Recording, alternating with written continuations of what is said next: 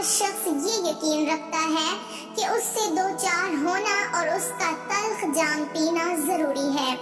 یہ یقین ہر قسم کے کھٹکے اور شعبے سے بالا تر ہے، کیونکہ جب سے دنیا قائم ہے کسی نفس و جان نے موت سے چھٹکارا نہیں پایا ہے۔ کسی بھی جاندار کے جسم سے روح نکلنے اور جدا ہونے کا نام موت ہے۔ ہر انسان خواہ کسی مذہب سے وابستہ ہو یا نہ ہو، اللہ یا غیر اللہ کو معبود مانتا ہو یا نہ مانتا ہو، اس حقیقت کو ضرور تسلیم کرتا ہے کہ اس کی دنیاوی زندگی عارضی و فانی ہے۔ حضرت علی رضی اللہ تعالی عنہ کی خدمت میں ایک شخص حاضر ہوا اور پوچھنے لگا کہ اے امام علی، قبر میں انسان کی پہلی رات کیسے گزرتی ہے؟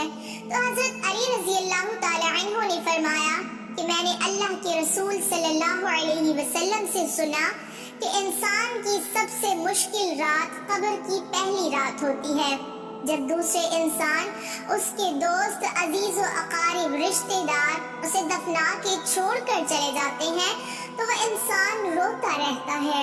ہر ایک دوست کے پاس آتا ہے اور اسے روکنے کی کوشش کرتا ہے کہ مجھے چھوڑ کر نہ جاؤ، لیکن افسوس اس کی آواز کوئی نہیں سنتا۔ حضرت ابو سعید رضی اللہ تعالی عنہ سے روایت ہے، حضور صلی اللہ علیہ وسلم نے فرمایا، لوگوں اپنی موت کو یاد کیا کرو۔ قبر ہر دن اپنے مردوں سے اعلان کرتی ہے کہ میں غربت اور تنہائی کا گھر ہوں، کیڑے مکوڑوں کا گھر ہوں، مٹی کا ڈھیر ہوں۔ جب مومن کو دفن کیا جاتا ہے تو قبر اسے مرحبا کہہ کر خوشخبری دیتی ہے کہ میری پشت پر چلنے والوں میں سے تو بڑا محبوب تھا، آج میں تیری ہو گئی اور تو میرے پاس آ گیا، آج میرا احسان دیکھ۔ یہ کہہ کر قبر کشادہ ہو جاتی ہے اور جنت کا دروازہ کھول دیا جاتا ہے، جہاں سے اس کو تازی ہوا آتی ہے۔ حضرت ابو ہریرہ رضی اللہ تعالی عنہ کا بیان ہے کہ حضور اکرم صلی اللہ علیہ وسلم ایک جنازے میں شریک تھے اور میں بھی آپ صلی اللہ علیہ وسلم کے ہمراہ تھا۔ آپ ایک قبر پر بیٹھ گئے اور فرمایا کہ یہ قبر ہر روز بآواز بلند کہتی ہے کہ آدم کی اولاد، تو کیوں مجھے بھول گیا؟ کیا تجھے یہ معلوم نہیں کہ میں تنہائی کا گھر، غربت کا گھر، وحشت کا گھر اور کیڑے مکوڑوں کا گھر ہوں؟ مگر اللہ جس کے لیے کشادگی کا حکم فرمائے گا اس کے لیے کشادہ ہو جاؤں گی۔ اس کے بعد آپ صلی اللہ علیہ وسلم نے فرمایا، اے قبر، تو یا تو جنت کا چمن ہے یا تو پھر آگ کا ایک تندور ہے۔ حضور اکرم صلی اللہ علیہ وسلم نے فرمایا کہ مردہ جب قبر میں رکھا جاتا ہے تو قبر اسے کہتی ہے، اے ابن آدم، تو ہلاک ہو، تجھے کس چیز نے مجھ سے دھوکے میں رکھا؟ کیا تجھے معلوم نہ تھا کہ میں کیڑے مکوڑوں کا گھر ہوں؟ تجھے کس چیز نے مجھ سے بہکا کر نڈر کر دیا اور تو میری پشت پر بہت اکڑ کر چلتا تھا؟ اگر وہ مردہ نیک ہوگا تو جواب دینے والے اسے جواب دیں گے کہ اے قبر، تو دیکھ تو صحیح اس کے اعمال کیسے ہیں، یہ اچھائی اختیار کرتا تھا اور برائی سے دور رہتا تھا۔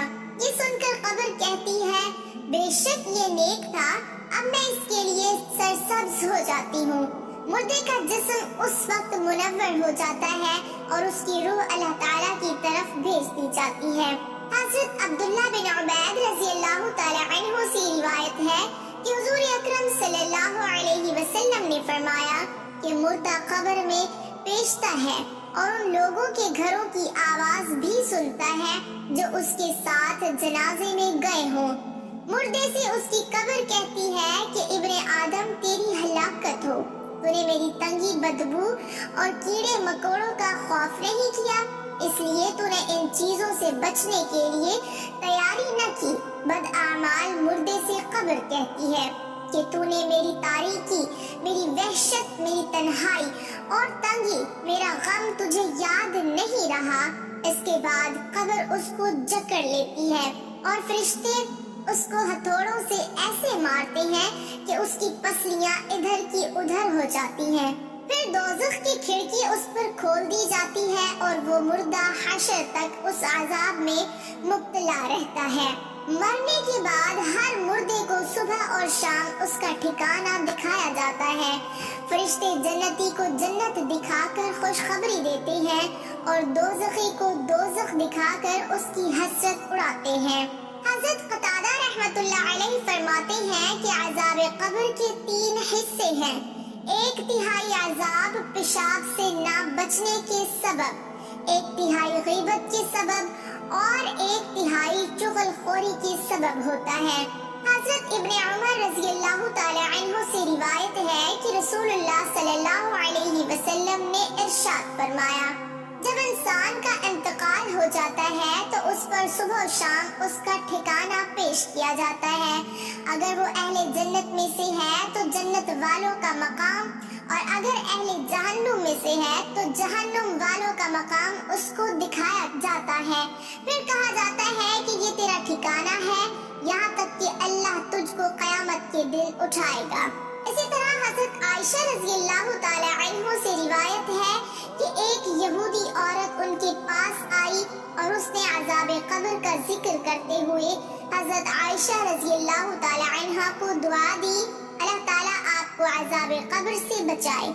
حضرت عائشہ رضی اللہ تعالی عنہ نے رسول اللہ صلی اللہ علیہ وسلم سے اس بابت سوال کیا کہ کیا واقعی عذاب قبر ہوتا ہے؟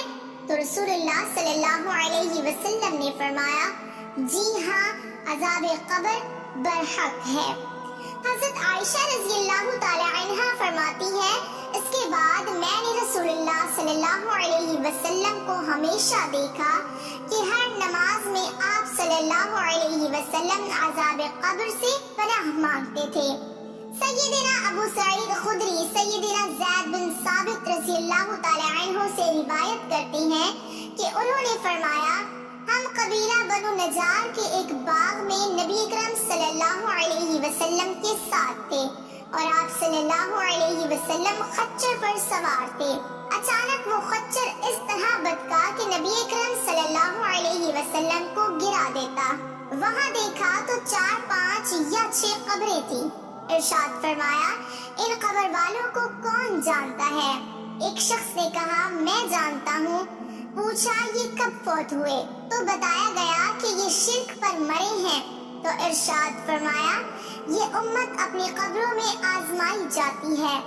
اگر مجھے اس بات کا اندیشہ نہ ہو کہ تم مردے دفن کرنا چھوڑ دو گے تو میں اللہ تعالیٰ سے دعا کرتا کہ وہ تمہیں وہ عذاب قبر سنوا دے جو میں سنتا ہوں۔ سیدنا زید رضی اللہ تعالی عنہ نے کہا، پھر نبی اکرم صلی اللہ علیہ وسلم ہماری طرف متوجہ ہوئے اور فرمایا، تم آگ کے عذاب سے اللہ کی پناہ مانگو۔ صحابہ کرام رضوان اللہ تعالی علیہم اجمعین نے کہا، ہم جہنم کے عذاب سے اللہ کی پناہ مانگتے ہیں۔